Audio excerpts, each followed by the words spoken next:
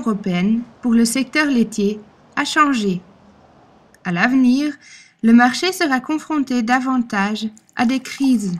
Celles-ci ont de lourdes conséquences pour l'Union européenne en tant que région productrice de lait.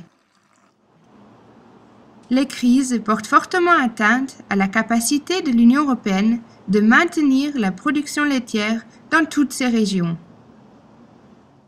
Cela a des conséquences sur la compétitivité du secteur laitier. L'instabilité sur le marché laitier s'étend de plus en plus, car la fermeture d'exploitations laitières entraîne une importante perte d'emplois annexes dans les régions concernées.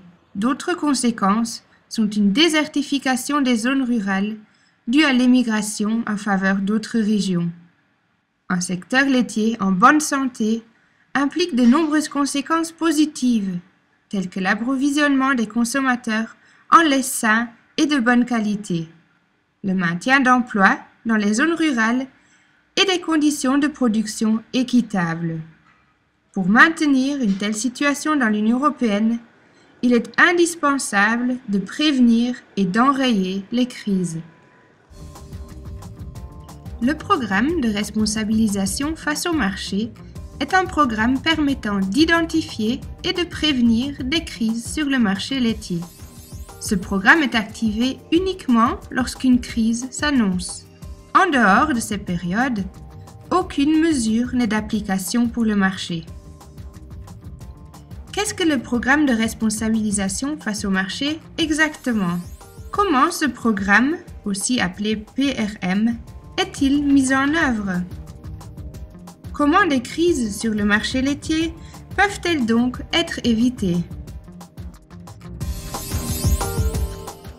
Paul de Montvallon, membre du comité directeur de l'European Milk Board, l'Association européenne des producteurs laitiers, explique le PRM en détail.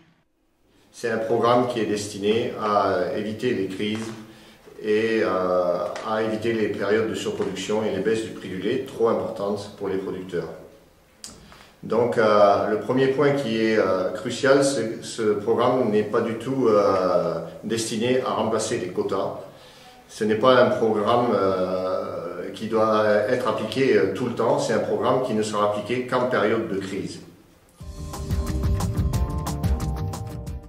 Donc ce programme est basé sur la mise en place d'un indice laitier qui sera un indice en base 100.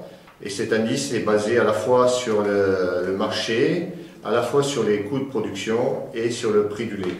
Et on surveillera l'évolution de cet indice au jour le jour et il faut que cet indice reste à 100.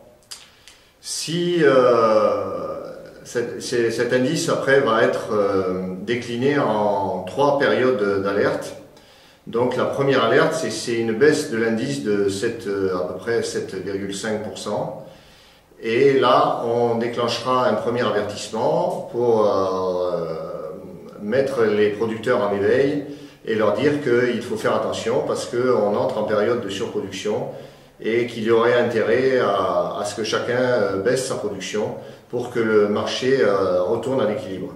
Donc cette période de première alerte peut durer 2 ou 3 mois. Et on observe en même temps quelle est l'évolution de l'indice. Si l'indice remonte et se rapproche de 100, plus rien ne se passe et on continue comme avant. Mais si l'indice continue à chuter et qu'il atteint les 15% de chute, là on passe à la deuxième phase, donc la deuxième alerte. Et donc là on met en place des mesures pour faire baisser la production. Donc ces mesures peuvent être notamment une incitation à la baisse de la production avec un système de primes pour les producteurs qui accepteraient de baisser leur production. Et aussi on met en place des mesures d'intervention pour être mises en place, du stockage privé et du stockage public pour vraiment faire baisser la production.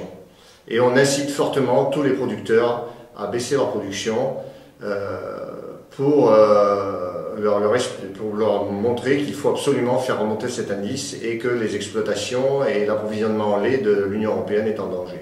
Après la troisième phase, la troisième alerte, on pense qu'elle ne sera très rarement atteinte. C'est une phase où l'indice continue à chuter, passe avec une baisse de 25%. Et là, on passe dans une phase où il y a obligation de baisse de la production. Donc, c'est-à-dire que là, c'est bien exploitation par exploitation. Tous les producteurs ont obligation de baisser leur production. Et ceux qui ne baissent pas la production, donc il y aurait une période de référence qui serait basée sur l'année antérieure ou les 2 années antérieures. Et on peut très facilement observer et voir si les producteurs ont baissé leur production par rapport à cette période de référence ou s'ils l'ont augmenté. Et on pourrait mettre en place un système de bonus-malus, c'est-à-dire que tous ceux qui ont continué à augmenter leur production malgré la première alerte et la deuxième alerte, paieraient une pénalité très importante qui serait supérieure au prix du lait reçu. Et cette pénalité serait redistribuée aux producteurs qui auraient accepté de baisser leur production. Donc c'est un système de bonus-malus, un système aussi qu'on appelle de pollueur-payeur. Et le gros avantage de ce système, c'est qu'on responsabilise vraiment les producteurs. Et ce n'est pas tous les producteurs, ce n'est pas la société entière qui va payer les conséquences de 2 ou 3% de producteurs qui continuent à faire n'importe quoi et à produire des quantités de lait beaucoup trop importantes.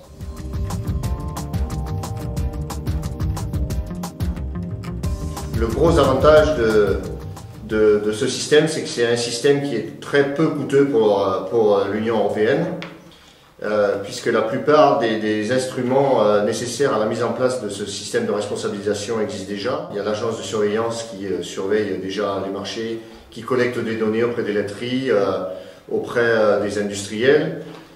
Donc ce système pourrait se mettre en place très rapidement. Le financement, on pourrait utiliser le fonds de crise qui est prévu au niveau européen. Il y aurait la possibilité aussi, si nécessaire, de prélever une cotisation sur chaque litre de lait produit. Ou aussi avec le système du bonus-malus, c'est un système qui pourrait s'autofinancer.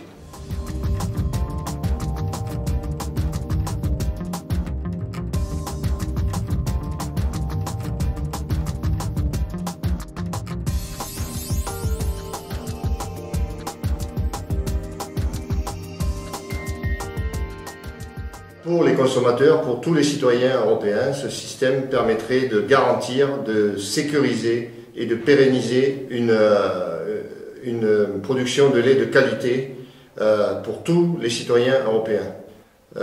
Pour les industriels, ça permettrait aux industriels aussi d'avoir une production de lait de qualité garantie, parce qu'aujourd'hui on voit, notamment en France, une très forte déprise laitière dans certaines régions, et par contre une augmentation de la production dans d'autres qui va avoir des conséquences néfastes au niveau des problèmes d'environnement, au niveau du réchauffement climatique. Donc ce système permettrait à tous les producteurs dans toutes les régions d'Europe de pouvoir vivre de la production laitière, et donc à tous les industriels, petits ou gros, d'avoir un approvisionnement lait garanti. Et on voit aussi que quand la production de lait est stable, que le prix du lait est stable, cela renforce la position des industriels et des producteurs face à la grande distribution.